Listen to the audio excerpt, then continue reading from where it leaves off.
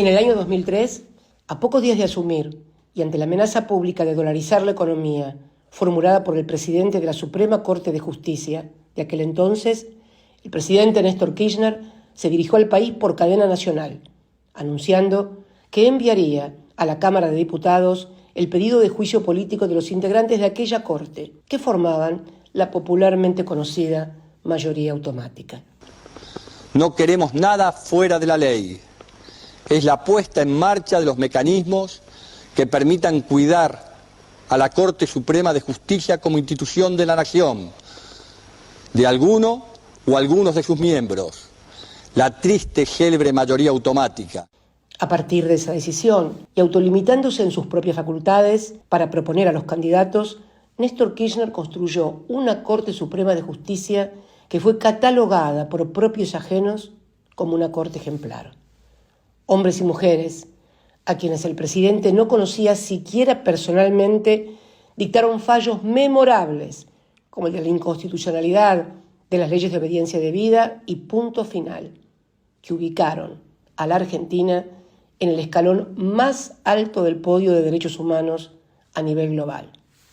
Sin embargo, a fines del año 2015, muy poco quedaba de aquella corte ejemplar.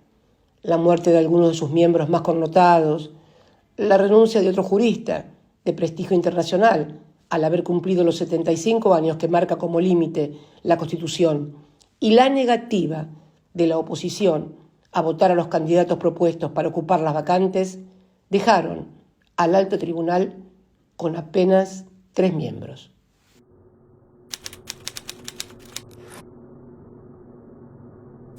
El 10 de diciembre del 2015 asumió como presidente de la Nación Mauricio Macri. Apenas 4 días después tuvo lugar un hecho de extrema gravedad institucional. En abierta y flagrante violación de la Constitución Nacional, Macri firmó un decreto designando en comisión a Horacio Rosati y Carlos Rosengrad como miembros de la Corte Suprema, quienes a su vez aceptaron ser designados de esa forma, violentando la misma Constitución que ellos debían respetar y hacer respetar a todos los ciudadanos.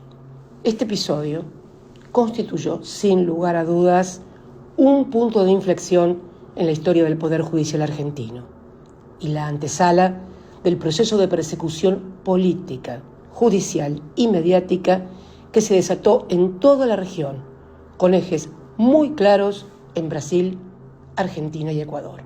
De ello da cuenta el emblemático testimonio fotográfico del entonces presidente de la Corte, Ricardo Lorenzetti, junto a Bonadío, el juez sicario, y a Sergio Moro, el juez que encarceló durante casi 2 años al expresidente Luis Ignacio Lula da Silva, abortando su candidatura presidencial y permitiendo la llegada de la extrema derecha al gobierno del Brasil. Paralelamente, en los tribunales de Comodoro Pi se inventaba un nuevo método de privación de la libertad que se conoció como la doctrina Irurzun. La misma consideraba que los funcionarios del gobierno peronista, finalizado el 10 de diciembre de 2015, conservaban un poder residual y por lo tanto debían ser privados de su libertad para no obstruir las investigaciones que se hicieran sobre cada uno de ellos. Así, se encarceló a mansalva a dirigentes políticos, sindicales y hasta empresarios de medios no afines con el gobierno de Mauricio Macri. Esa nueva corte no solo convalidó la persecución que aún continúa, sino que además se transformó en un lugar de permanentes intrigas palaciegas y disputas de poder por la presidencia del cuerpo y los recursos del Poder Judicial. Esa lucha culminó el 22 de septiembre del 2021 en un verdadero y auténtico escándalo. Una corte fracturada eligió a Rosati y a Rosengrad como presidente y vice. La decisión se tomó con la ausencia de los otros 2 miembros y Rosati tuvo que autovotarse para poder ser presidente. Igual que en la época de la mayoría automática con Nazareno, el mismo que había amenazado al presidente Néstor Kirchner con la dolarización. Así, en una Argentina circular, se retornaba a las épocas de desprestigio y decadencia del máximo tribunal argentino.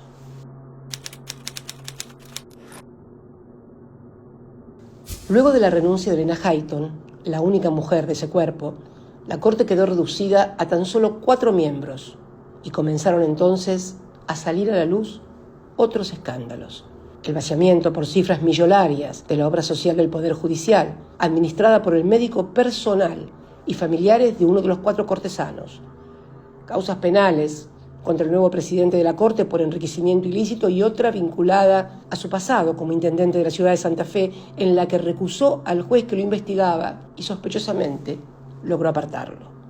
Estos son solo algunos de los hechos que tornan a esta Corte de apenas 4 miembros en un órgano muy, pero muy vulnerable frente a las presiones de los poderes fácticos y mediáticos. Con tantos muertos en sus roperos no les queda más remedio que hacer lo que les manden, bajo pena de ejecución sumaria en titulares y noticieros. Así es como en el año 2021 sucede algo realmente increíble. Después de 15 años de vigencia ininterrumpida, lo que equivale a casi 4 periodos de gobierno, la Corte de los 4 declara inconstitucional la ley del Consejo de la Magistratura sancionada en el año 2006, a la luz de la cual se designaron más de las 2/3 partes de los magistrados que conforman hoy el Poder Judicial de la Nación. Peor aún, resucitan además la ley anterior que establecía que el presidente de la Corte presidía también el Consejo de la Magistratura. Toda esa maniobra era una vieja cruzada del Grupo Clarín que siempre se opuso tenaz y públicamente a aquella reforma del 2006. Queda claro entonces que el objetivo no es solo la presidencia de la Corte, sino intervenir directa y explícitamente sobre todos los magistrados, proteger a Bruglia y Bertuzzi, designados a dedo por Macri en la Cámara Federal, garantizar su propia impunidad y fundamentalmente continuar con la persecución.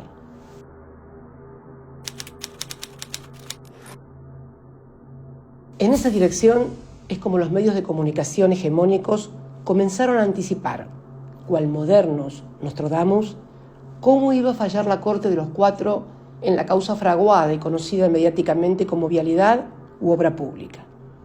La misma en la que con calendario electoral en mano iniciaron el juicio oral el 21 de mayo del 2019, exactamente un mes antes de que cerraran las listas para las elecciones presidenciales. Así, y con 3 años de demora, la Corte de los 4 falló exactamente como anticiparon esos medios, rechazando todos y cada uno de los recursos y las medidas de prueba que habíamos solicitado. Fue un fallo totalmente atípico. A la falta de argumentación jurídica y al lenguaje ofensivo utilizado, llegando a citar como antecedente el del genocida Jorge Rafael Videla, se le sumó el prejuzgamiento explícito y descarado de los 4 cortesanos como un aval anticipado para la condena, que tal como dije el 1 de diciembre del 2019 ante el Tribunal Oral, ya la tienen escrita y creo, a esta altura, hasta firmada. Un periodista de investigación dio precisiones sobre el fallo. La apariencia jurídica provino de penalistas colaboradores de Juan Carlos Maqueda y las frases mordaces y despectivas se originaron en la presidencia del tribunal con aportes de pluma del periodista Silvio Robles, mano derecha de Rosati, para todo tipo de funciones, quien además, ante algún interlocutor, llegó a afirmar que la doctrina Irurzun en realidad fue escrita de puño y letra por el entonces presidente de la Corte, Ricardo Lorenzetti, y no por el tal mentado camarista.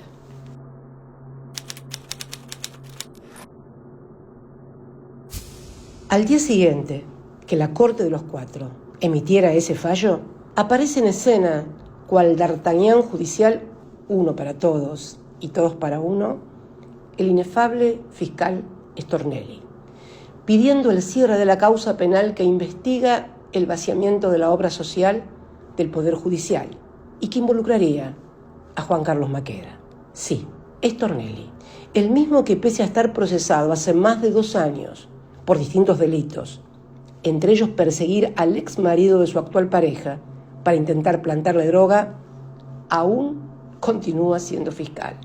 A cambio, espera el voto favorable de Maqueda en todos los recursos que presentó ante la Corte y así lograr su impunidad en la causa en la que lo están procesando. Lo que se dice un verdadero plan canje.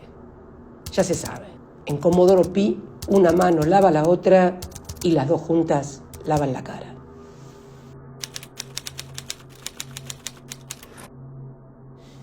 Estos graves hechos reseñados pueden parecer ajenos a los problemas cotidianos de los argentinos.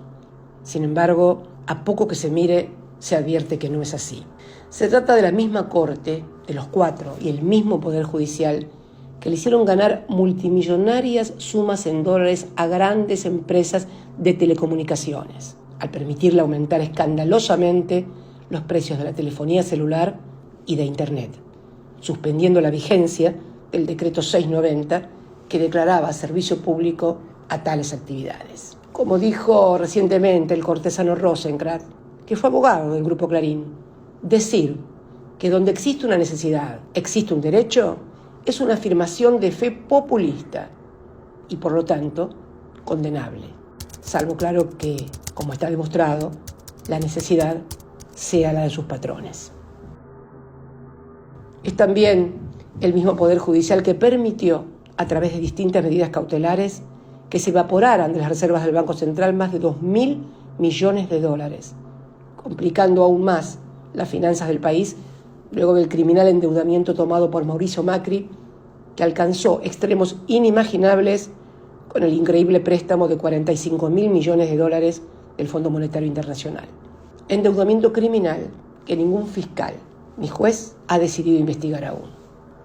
Y por si algo faltaba como prueba, el pasado viernes, Bruglia y Bertuzzi, los puestos a dedo por Macri en la Cámara Federal y ahora custodiados por Rosati en el Consejo de la Magistratura, confirman una vez más su rol de guardianes de la impunidad macrista. Junto a Llorens, el visitador de Olivos y La Rosada salvan a Macri en la causa de espionaje a los familiares de las víctimas del Ara San Juan, la tragedia más grande de la Armada Argentina en tiempos de paz. La existencia abrumadora de pruebas sobre el espionaje, videos, fotos, grabaciones, testimonio, torna al fallo no solo en algo verdaderamente escandaloso, sino que además marca un peligrosísimo antecedente. Como no pueden ignorar las evidencias probatorias del delito, terminan avalando tareas de inteligencia sobre familiares de las víctimas, violando así no solo la Ley de Seguridad Interior, sino todas y cada una de las garantías construidas en derechos humanos después de la dictadura. De esta manera, el Poder Judicial, devenido en partido político protector del macrismo y perseguidor de los dirigentes de las distintas fuerzas que se le oponen, coloca a los ciudadanos y ciudadanas en situación de libertad condicional.